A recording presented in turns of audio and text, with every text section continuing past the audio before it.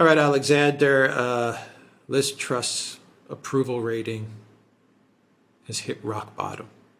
I think it was like the lowest approval rating of any prime minister since like 2010 or something. Anyway, she hasn't even been in office for what, 2 weeks. I mean, this is just a train wreck, and she's having to U-turn on a lot of her positions that she took with regards to the tax cuts and stuff like that. The tax cuts for the wealthy. Interestingly enough, I've seen a lot of media running with that headline. That doesn't look good. Anyway, what's the situation like in the UK? Well, you're absolutely right. Now, first of all, the new Prime Minister would be expected to have a honeymoon period with the voters. I mean, they're tired of Boris Johnson. The new person, Liz Truss, has become Prime Minister. You would expect her and her party to have a boost in the opinion polls. There's been absolutely nothing like that this time. And in fact, the most dramatic opinion poll I've seen, which is coming out a couple of hours ago, yesterday, was from YouGov. Not perhaps always the most reliable of pollsters, but one that people follow.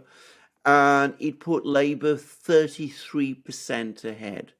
It gave Labour 54% and Conservatives only 21%. By the way, though it's YouGov, I think it's about right. People are absolutely furious here.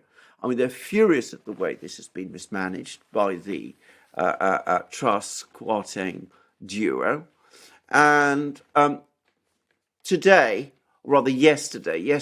evening, we had the announcement that what was perhaps in some ways the least important financially, but the most totemic of the moves that Kwarteng made in that disastrous mini budget, which was the cut of the 45% tax rate for very high earners, for people earning over £155,000. That's been cut back. So it was going to be cut back from 45% to 40%. That's now been cancelled. It's not been postponed, as I understand it. It has been completely cancelled.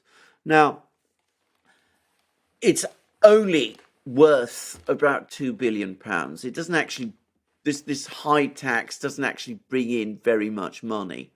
So you're talking about £45 billion of tax cuts, which is what Kwarteng announced in that mini budget. This is just shaves 2 billion off that.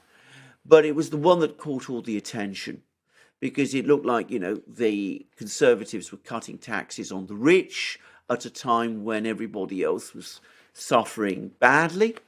And the reason they U-turned on this was because they were told that they didn't have enough support within the Conservative Parliamentary Party to pass it through Parliament. Now, remember, this is a party with a big majority of around 80. So that speaks of a massive rebellion if they wouldn't have been able to get this through the House of Commons. And if it had not gone through the House of Commons, if they'd been defeated on a policy like that, have absolutely no doubt Truss and Kwarteng would have been both out of their jobs. I mean, a Prime Minister and a Chancellor can't survive a defeat on such an issue. So it's not a U-turn in the sense that they actually decided that they were going to change the policy. They were forced to do it. And they were forced to do it because of this huge anger over this. And of course, what it's done is it's made them look weak. It's shown that they don't have the full support of the Conservative Parliamentary Party behind them. So what they've managed over the course of 10 extraordinary and chaotic days is that they've infuriated mortgage borrowers, in other words, the vast majority of middle-class England, which own their own houses and have to pay mortgages. There was Truss did a disastrous chain of interviews in which she was incredulous that people were coming back to her and saying, well, what you're doing is you're increasing the cost of my mortgage because interest rates are now rising faster than they would otherwise have done because of your mini budget. So she's infuriated house owners who are a major Conservative voting bloc, and she spooked pensioners because the crisis in the gilts market, the government bonds market, which the Bank of England had to intervene and launch QE in, was creating stresses amongst private pensions companies. And of course, pensioners are another huge block of Conservative voters. So in the space of 10 days, she's lost the confidence of the Conservative Parliamentary Party. She's lost support amongst Conservative voting middle class home owners with mortgages, and she's spooked pensioners who are also Conservative voters. So from every point of view, this has been the most disastrous start, and I have to say, I do wonder whether she's going to be Prime Minister by the end of this year. Snap elections, you mean?